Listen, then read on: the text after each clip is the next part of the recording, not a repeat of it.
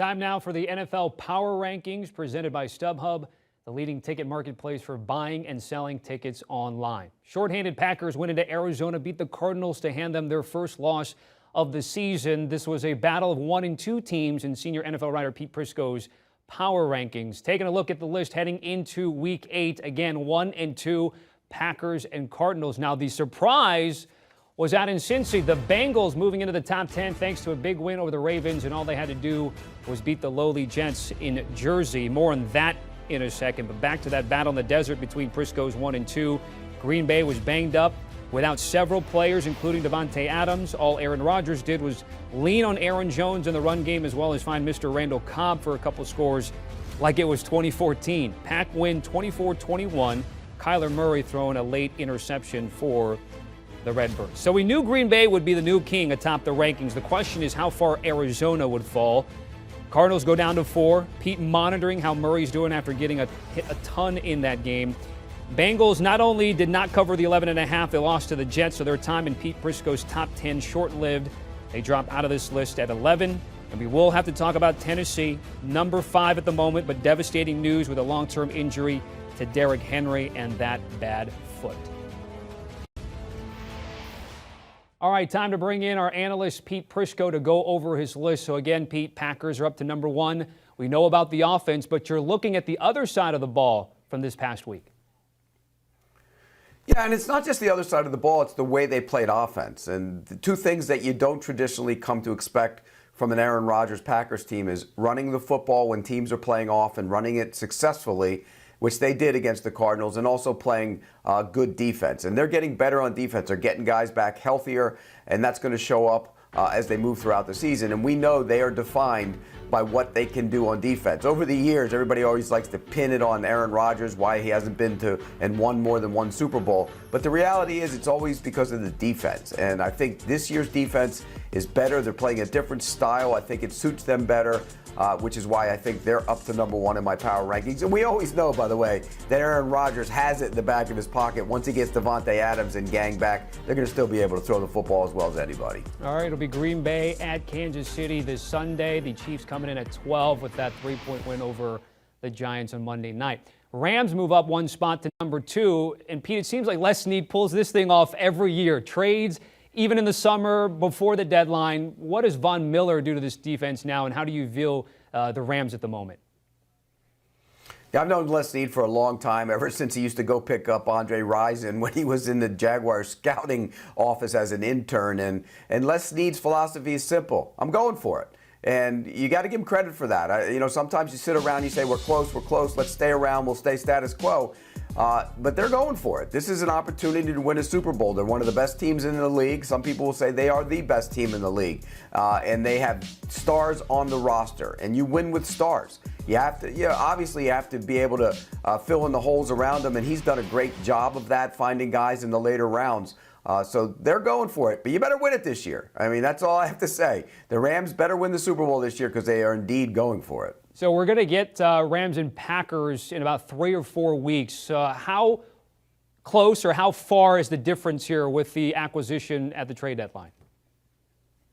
Oh, I think they're really close together. I think these, there's a handful of teams in the NFC that I think have legitimate chances to win the Super Bowl, and they're all going to take turns getting into the top spot, I think. Because you look at the Rams, you look at the Cardinals who beat the Rams, the Packers beat the Cardinals, the Rams beat the Bucks. I think all the Saints beat the Bucks. I think all these teams are all in there together. And the Cowboys are the one team that, is also right there with them. So it's a great race to see who gets the number 1 seed. I think it's going to change as we move throughout the season a lot. All right, so it's Packers, Rams in Week 12. This week the Rams host the Titans on Sunday Night Football. It was expected to be a great game featuring Derrick Henry, but the loss for him is huge.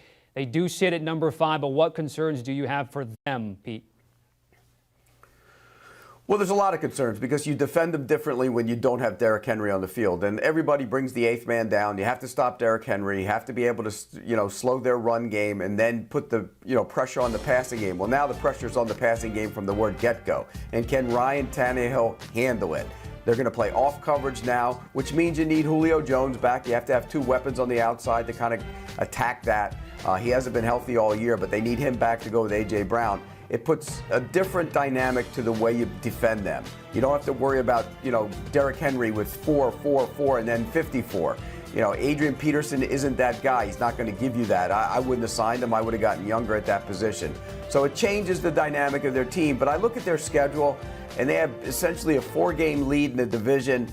Their schedule's favorable. They have 2 against the Texans, 1 against the Jaguars. They will be a playoff team. Now, will they get Derrick Henry back for the playoffs? That's the question. They are the overwhelming favorite in terms of odds makers, at some point even off the board at some books. And this next one is targeted from our producer. It's not even a good game. It is a good game with bad teams, I suppose. Texans and Dolphins here. What are you looking out for with teams that are right at the bottom of your power rankings? Well, I think it has to be, Tua. And there's all this talk about going out and getting Deshaun Watson and bring Deshaun Watson in for the future. And I don't think they're going to make the deal at the trade deadline. I think this is going to be a deal that's done after the season, maybe with all his legal issues remedied and fixed. But until then, it's Tua. And Tua has to show people he's the long-term answer. If there's questions about him inside the building, the best way to start answering him is play better. And he's not been bad, but he needs to play better behind a bad offensive line that really has impacted what they do on offense. But this game against the Texans, it's an opportunity to show people that he can be a starting quarterback for the long run in the National Football League. Ranked 30 and 31. Before I let you go, what are you looking out for between now and 4 p.m. with the deadline?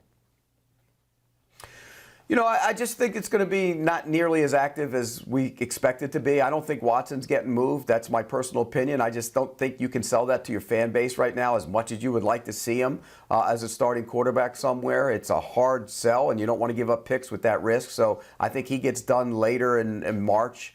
And other than that, I think there's some names on the market, but I don't think it's going to be quite as active as people anticipate it being. Good stuff as always. Thank you, Pete. Check out that entire list with the power rankings at CBSSports.com.